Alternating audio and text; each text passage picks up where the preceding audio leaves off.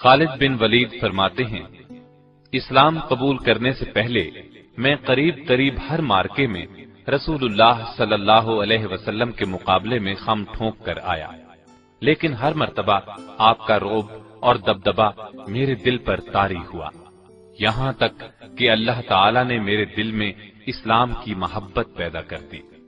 ایک مرتبہ رسول اللہ صلی اللہ علیہ وسلم اپنے صحابہ رضی اللہ عنہم کو میدان جنگ میں ظہر کی نماز پڑھا رہے تھے۔ میں نے دل میں سوچا یہ بہت اچھا موقع ہے، اس وقت حملہ کر دیا جائے تو مسلمانوں کو زبردست نقصان پہنچایا جا سکتا ہے، لیکن حوصلہ نہیں پڑ رہا تھا۔ مجھے یوں لگا جیسے کوئی غیبی طاقت مجھے روک رہی ہے۔ پھر نبی صلی اللہ علیہ وسلم نے اسی میدان میں عصر کی نماز پڑھائی۔ ایک بار پھر سوچا حملہ کروں، لیکن قدم آگے نہ بڑھے۔ اس وقت میں نے جان لیا پردہ غیب سے ان کی مدد ہو رہی ہے۔ یہ یقیناً خطہ عرب بلکہ پوری دنیا پر غالب آئیں گے۔ جب مکہ فتح ہو گیا اور نبی صلی اللہ علیہ وسلم مدینہ واپس تشریف لے گئے تو اس وقت میں اپنے بارے میں سوچنے لگا، اب میں کیا کروں؟ کہاں جاؤں؟ حبشہ چلا جاؤں یا شاہ ہرقل کے پاس چلا جاؤں؟ اپنا آبائی مذہب چھوڑ کر یہودی ہو جاؤں یا عیسائیت اختیار کر لوں، یا کسی عجمی ملک کی راہ لوں، یا اپنے گھر میں بیٹھ رہوں؟ غرض طرح طرح کے سوال ذہن میں آ رہے تھے۔ انہی خیالات میں گم تھا کہ مجھے اپنے بھائی کا خط ملا۔ اس نے لکھا تھا، پیارے بھائی، میرے آقا نبی صلی اللہ علیہ وسلم نے ایک دن مجھ سے آپ کے بارے میں پوچھا تھا کہ خالد کہاں ہے؟ تو میں نے عرض کیا کہ اے اللہ کے رسول صلی اللہ علیہ وسلم، ایک دن میں خالد کو ضرور آپ کی خدمت میں لے آؤں گا۔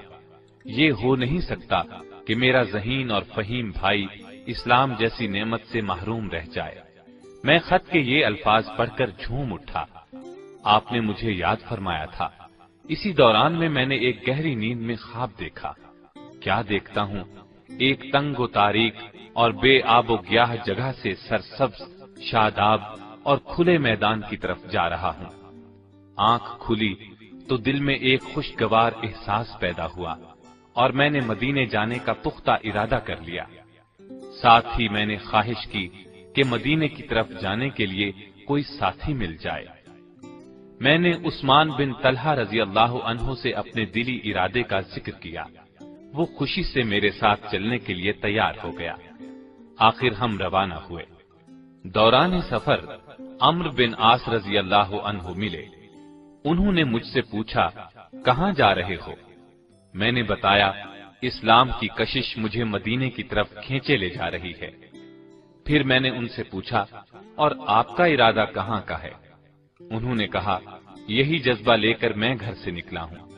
اب ہم تینوں ایک ساتھ چل پڑے۔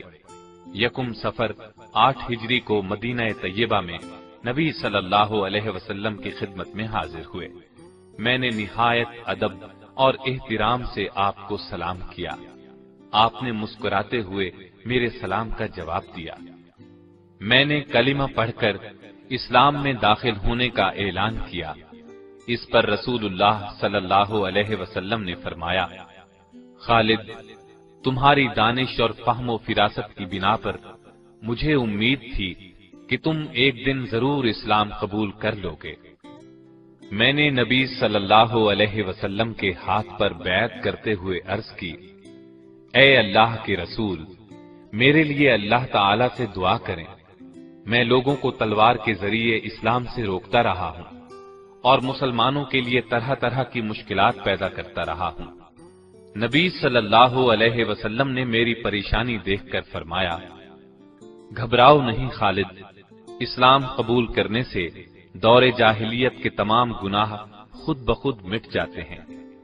میں نے عرض کیا، اس کے باوجود میری درخواست ہے، آپ میرے حق میں ضرور دعا کریں۔